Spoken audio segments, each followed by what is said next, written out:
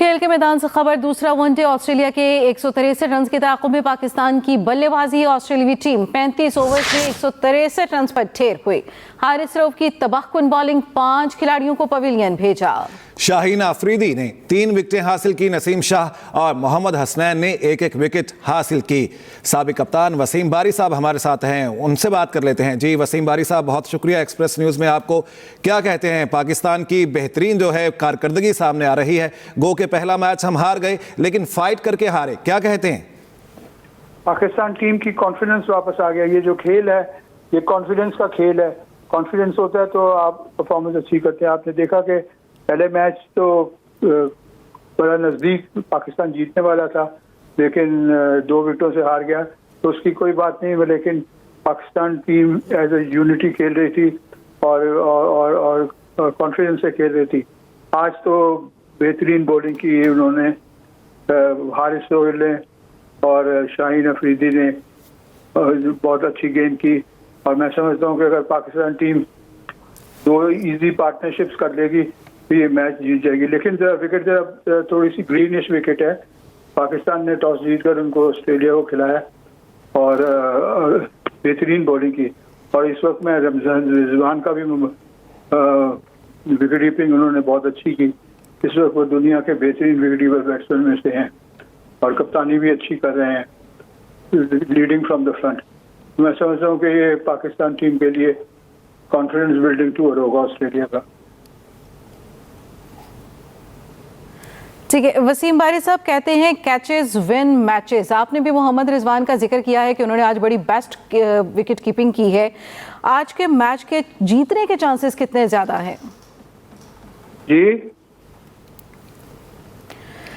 वसीम बारी साहब, आप जिक्र कर रहे हैं खिलाड़ियों की परफॉर्मेंस का और विकेट के हवाले से भी आपने बात की है। हमारी साथी एंकर पूछ रही थी कैचेस विन मैचेस, क्या कहते हैं? 6 कैच पकड़े हैं मोहम्मद रिजवान ने। आप भी बेस्ट इसमें रिकॉर्ड बना चुके हैं, बेस्ट कैप्टन भी रह चुके हैं। ये वैसे बहुत इंपॉर्टेंट चीज़ है। बॉलर्स को सपोर्ट मिलनी चाहिए कैचेस से। अगर कैचेस आप पकड़ते हैं तो आप मैच जीत सकते हैं। अगर कैचेस नहीं पकड़ेंगे तो मैच नहीं जीतेंगे। मेरा भी रिकॉर्ड है 7 कैचेस का इन इनिंग्स। न्यूजीलैंड के खिलाफ टेस्ट मैच में ऑकलैंड में किया। 7 कैच मैंने पकड़े थे ऑकलैंड में न्यूजीलैंड के टेस्ट मैच में। तो मगर ये मैं समझता हूँ कि ओडीआई का some sort of a record है। एक और कैच अगर रिजवान पकड़ लेते तो मैं समझता हूँ एक रिकॉर्ड हो जाता ओडीआई का। रिजवान पाकिस्तान टीम की क़यादत भी कर रहे हैं, उन पर जिम्मेदारी भी काफ़ी है, लेकिन वो जिम्मेदारी अपनी अच्छी तरह। वसीम बारी साहब, अगर वो ये एक और कैच पकड़ लेते, 7 कैचेस हो जाते या ज्यादा कर ले, तो आपको खुशी होती? आपका रिकॉर्ड बराबर होता या टूट जाता? बहुत खुशी होती, लेकिन मेरा रिकॉर्ड टेस्ट क्रिकेट में है, इनका रिकॉर्ड ओडीआई में है, तो बहुत फर्क है। लेकिन मुझे बड़ी उम्मीद है कि ये इंशाअल्लाह ताला रिकॉर्ड तोड़ेंगे। ठीक है, वसीम बारी साहब साबिक कप्तान हमारे साथ मौजूद थे और अपनी राय दे रहे थे इस मैच के हवाले से।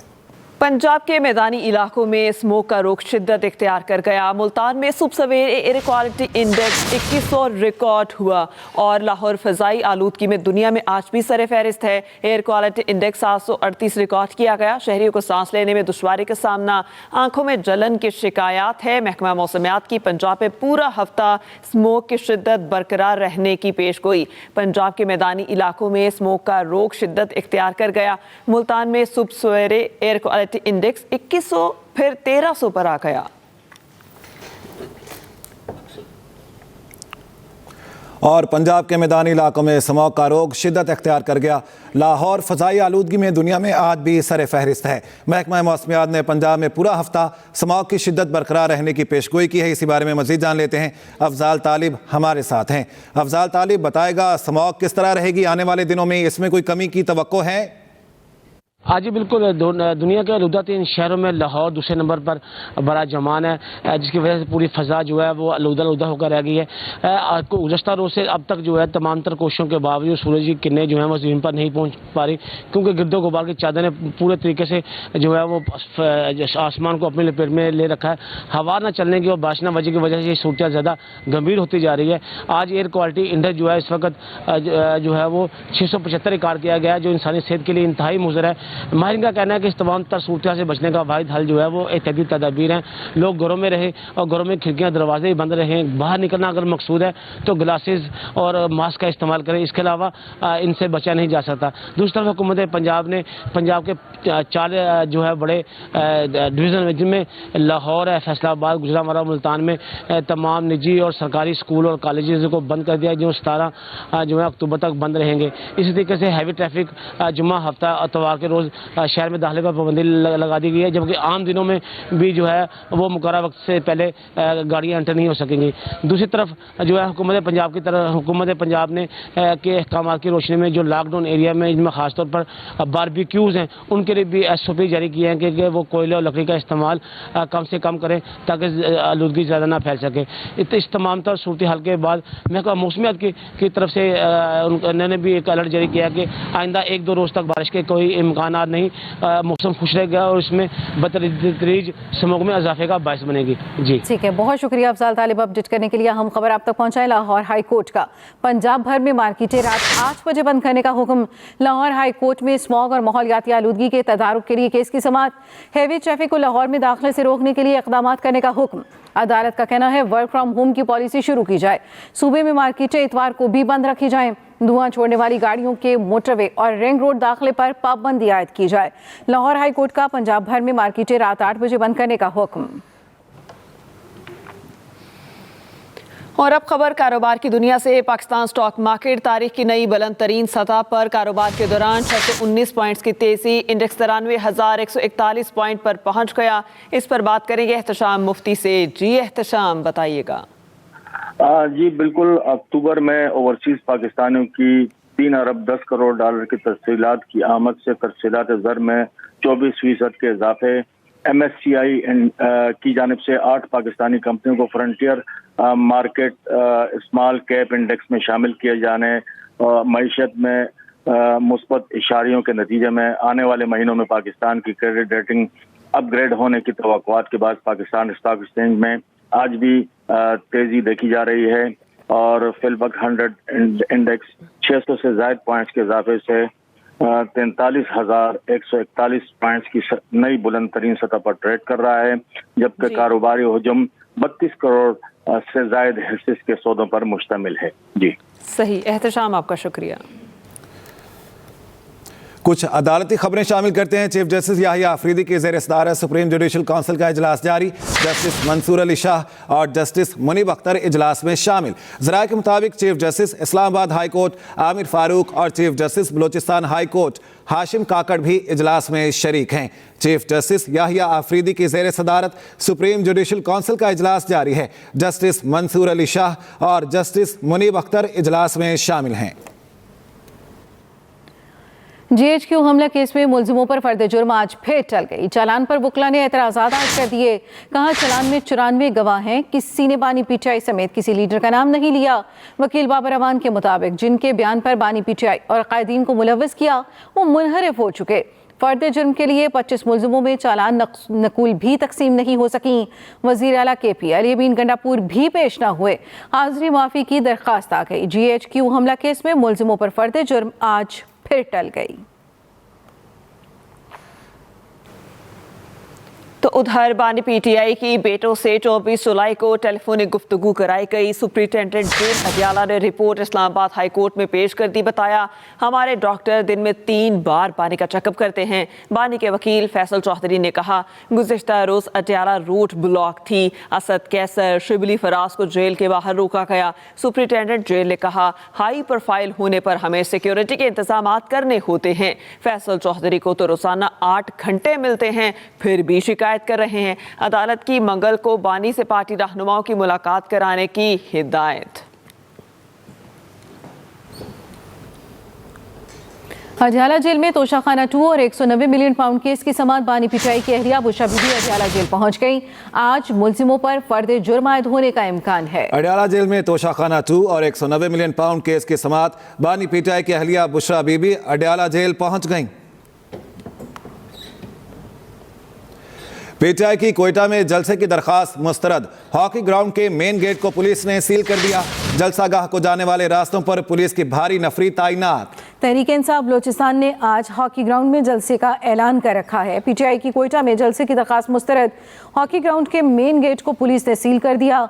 जलसागाह को जाने वाले रास्तों पर पुलिस की भारी नफरी तैनात। जी हां, आपको अपडेट करेंगे इस बारे में। पीटीआई की कोयटे में जलसे की दरखास्त मुस्तरद की गई है। हॉकी ग्राउंड के मेन गेट को पुलिस ने सील कर दिया है। जलसागाह को जाने वाले रास्तों पर भी पुलिस की भारी नफरी तैनात है। रहनुमा पीटीआई शिबली फराज का कहना है 290 अरब का खसारा है। मिनी बजट लाने की तैयारियां की जा रही हैं। हुकूमत इंपोर्ट ड्यूटी मजीद बढ़ाने की तैयारियां कर रही है। मुल्क में गुर्बत और बेरोजगारी बढ़ रही है। आवाम की चीखें निकल गई। पार्लियामेंट एक नुमाइशी चीज बन चुकी है। जो लोग इनफरादी तौर पर कानून साजी कर रहे हैं, हम उसका हिस्सा नहीं बनेंगे। रहनुमा पीटीआई शिबली फराज का कहना है 290 अरब का खसारा है। मिनी बजट आने की तैयारियां की जा रही हैं। हुकूमत इंपोर्ट ड्यूटी मजीद बढ़ाने की तैयारियां कर रही है। मुल्क में गुर्बत और बेरोजगारी बढ़ रही है।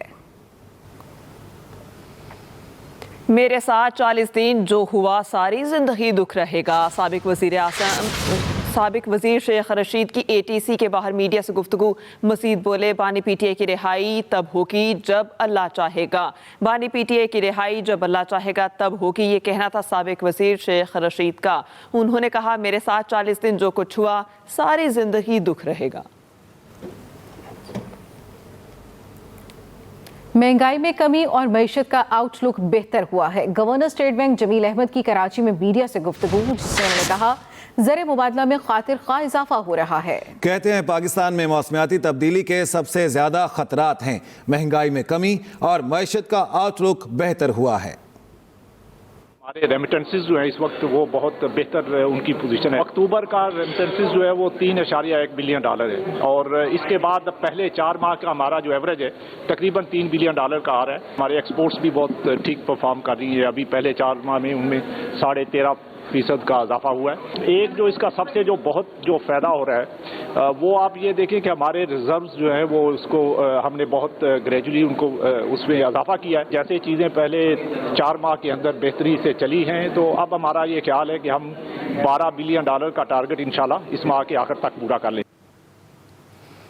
वज़ीर आज़म शहबाज शरीफ कल सऊदी अरब रवाना होंगे। शहबाज शरीफ इस्लामी कॉन्फ्रेंस में शिरकत करेंगे। सऊदी अरब के आला हुकाम से 2 तरफा मुलाकातें भी होंगी। नायब वज़ीर आज़म इसहाक डार और वज़ीर इत्तलात अताउल्लाह तारड़ भी वज़ीर आज़म के हमरा होंगे।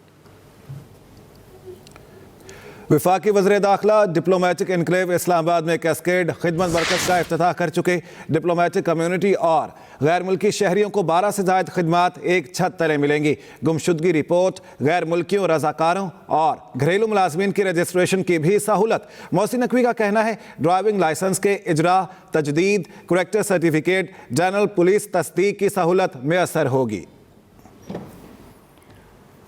वज़ीर-ए-आला पंजाब मरीम नवाज ने सूबे में गंदम की ज्यादा पैदावार हासिल करने के लिए काश्तकारों के लिए अरबों रुपए के इनामी पैकेज का ऐलान कर दिया। गंदम के काश्तकारों को मुफ्त ट्रैक्टर्स और लैंड लेवलर्स दिए जाएंगे। 12.5 था 25 हेक्टेयर रकबे पर गंदम काश्त करने वाले किसानों को 1000 लैंड लेवलर्स मुफ्त दिए जाएंगे। 25 हेक्टेयर से जायद रकबे पर काश्त करने वाले किसानों को 1000 ग्रीन ट्रैक्टर्स बिल्कुल मुफ्त मिलेंगे। मरियम नवाज शरीफ का कहना है कि पंजाब के काश्तकारों को तनहा नहीं छोड़ेंगे। गंदम की काश्त पर किसानों को किसान कार्ड के जरिए बिला सूद म्यारी बीज, खाद, पेस्टिसाइड्स मुहैया की जा रही हैं। मुल्तान में चेयरमैन ऑल पाकिस्तान अंजुमन ताजरान ख्वाजा मोहम्मद शफीक की 55 साला खिदमात के एतराफ़ में कन्वेंशन हुआ, जिसमें मुल्क भर से 5000 ताजरों ने शिरकत की। सीनियर सियासतदान मखदूम जावेद हाशमी ने कन्वेंशन से खिताब करते हुए कहा, ख्वाजा मोहम्मद शफीक की ताजरों के लिए खिदमात बेमिसाल हैं। इस मौके पर ख्वाजा मोहम्मद शफीक के खिदमात के हवाले से डॉक्यूमेंट्री पेश की गई और खिदमात के एतराफ़ में मेडल भी पहनाया गया। तकरीब में साबिक गवर्नर पंजाब मलिक रफीक रिजवाना, साबिक चीफ जस्टिस मोहम्मद कासिम अली खान समेत ताजी रहनुमाओं और सियासी समाजी शख्सियात ने शिरकत की। Welcome back. मौसमियाती माहिरीन की अगले हफ्ते स्मॉग की सूरत हाल मजीद ख़राब होने की पेशगोई। पंजाब हुकूमत ने पार्क्स, तफरीह गाहें और अजायब घर 10 दिन के लिए बंद कर दिए हैं। पाबंदी 8 से 17 नवंबर तक लागू रहेगी। इसी बारे में मजीद तफसील जानेंगे अपने नुमाइंदे आसिफ महमूद से। आसिफ, बताइएगा खिलाफ वर्जी करने वालों के खिलाफ क्या कार्रवाई की जाएगी? देखिए, स्मोक की सूरत हाल जिस तरह दिन ब दिन खराब होती जा रही है, तो पंजाब हुकूमत ने जहाँ मुख्तलिफ अजला में जिनमें लाहौर, शेखुपुरा, कसूर, ननकाना साहब, गुजरांवाला गुजरात, हाफिजाबाद, मंडी बहाउद्दीन, सियालकोट, नारोवाल, फैसलाबाद और इसी तरह टोबा टेक सिंह, चन्योट, मुल्तान, लोधरा और खानेवाल शामिल है। इन इलाकों में जहाँ पहले तलीमी इदारे बंद किए थे, अब इन तमाम अजला में जो है वो 17 नवंबर तक तमाम तफरीह गाहें जो है, जिनमें पार्क हैं, चिड़ियाघर है, अजायब घर है, इन तमाम को भी जो है वो बंद कर दिया गया है। हुकूमत ने यह भी वाजे किया है कि जो खिलाफ वर्जी करेगा, जिस तरह तलीमी इदारों के खिलाफ कार्रवाइयाँ की जा रही हैं, उनकी रजिस्ट्रेशन जो है वो मनसूख की जाएगी। इसी तरह पार्क ज्यादातर जो कि गवर्नमेंट के अपने महकमों की है, तो वहाँ भी अगर कोई खिलाफ वर्जी की जाती है तो वहाँ के इंतजामिया के खिलाफ भी जो कार्रवाई की जाएगी। क्योंकि ये इतलात आ रही थी कि हुकूमत ने तलीमी इदारे बंद किए, लेकिन दूसरी तरफ स्कूल जो है वो बच्चों के ट्रिप लेकर तफरीह गाहों में जा रहे हैं। तो इस चीज को रोकने के लिए इकदाम उठाया गया है ताकि बच्चों को इस सूरत हाल से बचाया जा सके। इसलिए तफरीह गाहों को भी जो है वो 10 दिन के लिए बंद कर दिया गया। बहुत शुक्रिया आसिफ महमूद। बानी पीटीआई की 9 मई के 4 मुकदमात में जमानत मंजूर। इंसदादे दहशतगर्दी अदालत के जज अरशद जावेद ने फैसला सुनाया। बानी पीटीआई की कंटेनर जलाने समेत दीगर मुकदमात में जमानत मंजूर हुई है। एक बार फिर आपको बताते चले, बानी पीटीआई की 9 मई के 4 मुकदमात में जमानत मंजूर कर ली गई। सहरा में धूल उड़ाती गाड़ियों का शोर। 9वीं थल जीप रैली का क्वालिफाइंग राउंड जारी है। इस बारे में मजीद जान लेते हैं मुजफ्फरगढ़ से अपने नुमाइंदे आमिर शेख से। जी आमिर, बताइएगा क्या मनासिर हैं? बिल्कुल, इस वक्त मैं मौजूद हूँ हेड मोहम्मद वाला छांगा मांगा टीले पर, जहाँ पर 4 रोज़ा 9वीं थल जीप रैली के दूसरे रोज का आगाज हो चुका है।